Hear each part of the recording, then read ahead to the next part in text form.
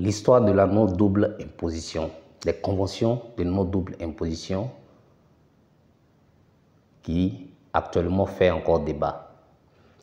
Nous savons tous que le nouveau président élu, le nouveau président nouvel fraîchement élu au Sénégal est déclaré, ou du moins est attendu comme quelqu'un qui vient pour la rupture avec l'ancienne façon de gouverner, l'ancienne façon de se comporter avec les pays occidentaux.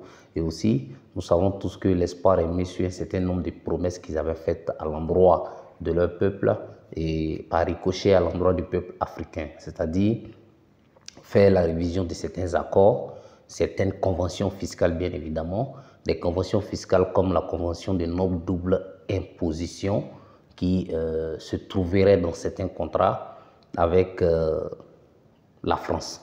Voilà, surtout les pays africains, principalement avec la France. Et nous savons tous que dans ces conventions de non-double imposition qui relient la France à ces nations-là, à ces pays africains particulièrement, il y a, on dira quelque part, un gap.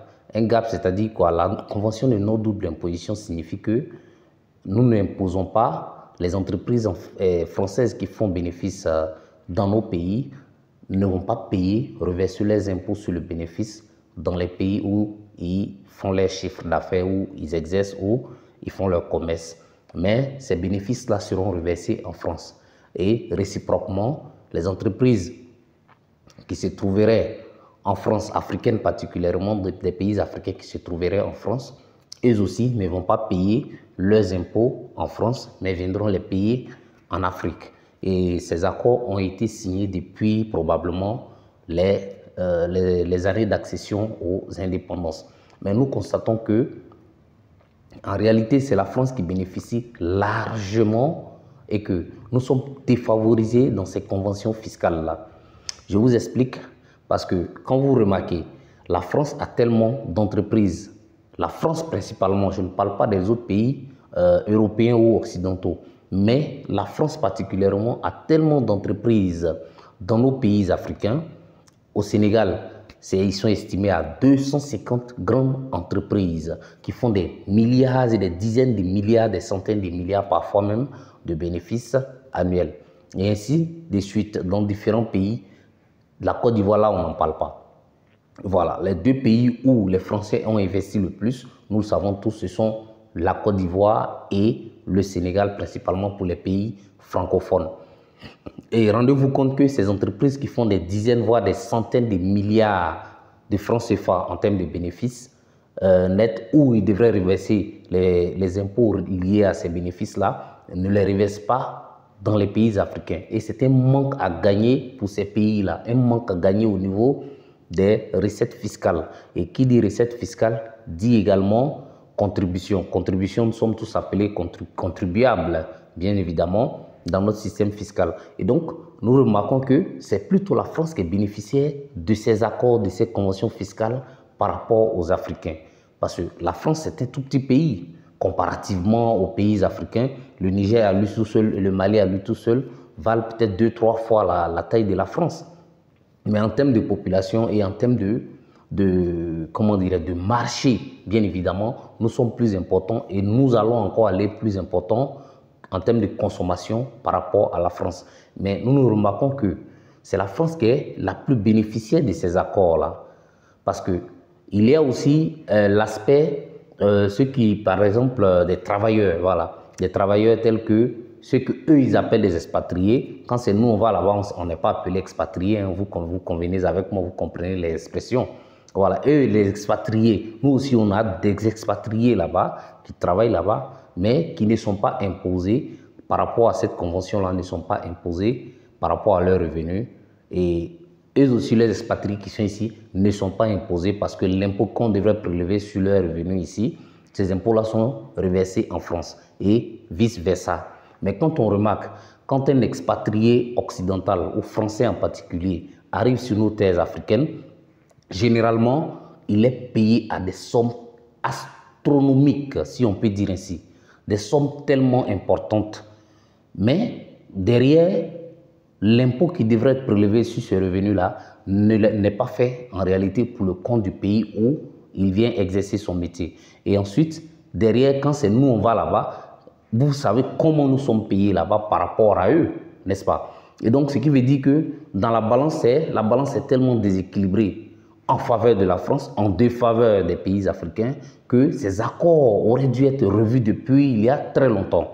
Et nous rappelons que le régime du capitaine Ibrahim Traoré avait soulevé le lièvre dernièrement et en évoquant la question et même en dénonçant cet accord-là. Parce que souvenez-vous que dans la dénonciation, dans le message, il avait été dit que quoi? Que le Burkina Faso, sous le président Roch Christian Kaboré, un président pseudo-démocratiquement élu, avait envoyé une correspondance à l'administration française dans le but qu'ensemble, ils essaient de voir ensemble comment ils pourraient éventuellement modifier ces accords-là, revoir ces accords-là pour essayer d'équilibrer un peu la balance. Il n'a pas été répondu. Une deuxième fois, ils ont fait l'administration de Roch Christian Kaboré, bien évidemment, a fait une deuxième relance. Ils n'ont toujours diplomatiquement, on ne leur a pas répondu. Jusqu'à ce que le pouvoir de Roch vienne chuter en janvier 2022 et que Damiba prenne le pouvoir. Mais Damiba était préoccupé par d'autres choses et non pas pour libérer son pays. Dieu merci, Ibrahim Traoré est venu au pouvoir. Et lorsque lui il prend le pouvoir, il fait la dénonciation en évoquant les premiers rappels, du moins les premiers contacts, excusez-moi, les premiers contacts qui avaient été faits par le pouvoir de Roch Christian Kaboré dans le but de revoir ces contrats, ces conventions-là. Malheureusement, ils n'avaient pas été entendus. Donc, il n'y avait plus lieu de refaire encore une autre demande de révision de ces contrats-là. Il a fallu tout simplement dénoncer. Et donc, après dénonciation, ces entreprises qui exercent dans nos pays africains, et principalement au Burkina Faso, désormais devront reverser les impôts sur les bénéfices qu'ils feront dans nos pays. Et ces derniers jours, quand on tourne un peu sur la toile, on entend passer par là que Bassirou Diomaye Faye, fraîchement élu au Sénégal, est sur le point de pratiquer la même chose, c'est-à-dire de dénoncer probablement cet accord-là, cette convention fiscale bien évidemment, afin de faire revenir ces pertes, on va dire ainsi, ces pertes, ces fuites des capitaux-là, et donc en faveur du Sénégal. S'il savait que c'est le cas, Dieu merci, on va dire Dieu merci, parce qu'il a fallu au moins que quelqu'un lève le lièvre et qu'on va le pourchasser ensemble. Et souvenez-vous qu'il n'y a pas aussi très longtemps, le Nigeria avait fait la même demande par rapport à Air France. Air France qui ne payait pas ses impôts au Nigeria. Et le Nigeria a fait le cumul sur un certain nombre d'années qui s'élevait à plus de 1 500 000 $, quelque chose comme ça, d'impôts que Air France aurait dû reverser au Nigeria et que Air France ne l'avait pas fait. Et qu'est-ce qui a été la réponse de Air France? Air France s'est appuyé sur cette convention fiscale qui lie le Nigeria ou qui existerait entre le Nigeria et la France. Et donc, Air France s'appuie dessus et donc, devant la loi, Air France ne devrait pas payer ses impôts, en tout cas sur les bénéfices qu'elle fait au Nigeria. Et les Nigérians ont trouvé ça d'un mauvais œil. Mais s'ils savaient que cette convention existe, eh bien, Air France est dans son droit, normalement. C'est logique, parce qu'il y avait une convention. Et donc, elle va s'appuyer dessus. Mais cette convention, quand on fait avec du recul, on se rend compte que c'est une convention c'est nous qui sommes lésés dans le système, au fait.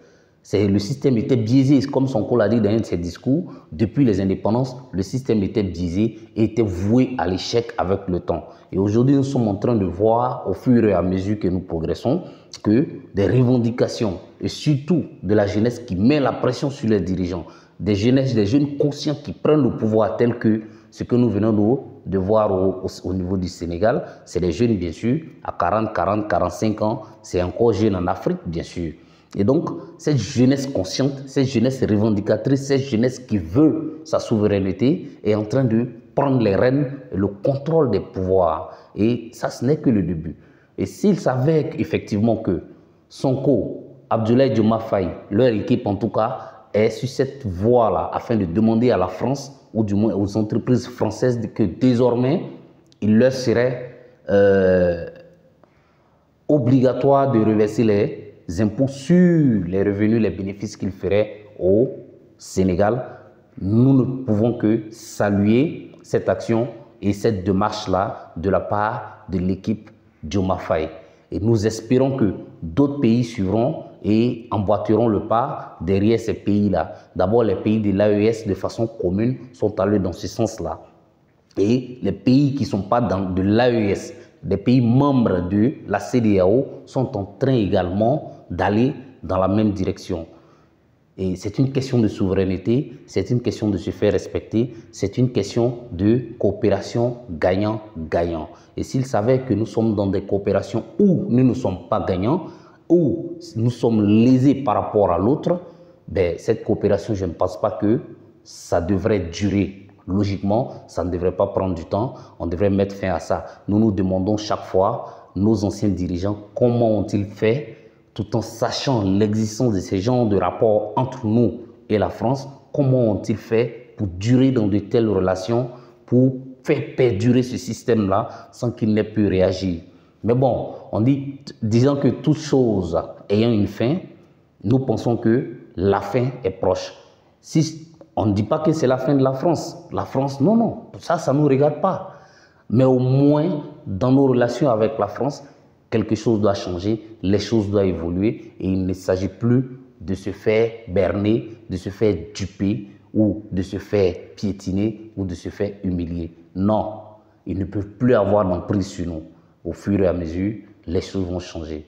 Et nous saluons cette démarche s'ils savaient qu'elle est, comment dirais-je, s'ils savaient que c'est la vérité, elle est avérée, eh bien, nous saluons cette démarche-là et nous espérons que d'autres emboîteront le pas derrière ces pays-là qui ont déjà pris le pas et que désormais, tous ces impôts-là seront reversés pour nos pays africains. Parce que nous n'avons pratiquement pas d'entreprise là-bas. Pratiquement pas. S'il s'agit de quelques individus qui vont pour faire des prestations là-bas, ce n'est pas grave. Mais comparativement à ce qu'eux ils font ici comme bénéfice, ce n'est rien. C'est juste une goutte d'eau dans la mer, quoi.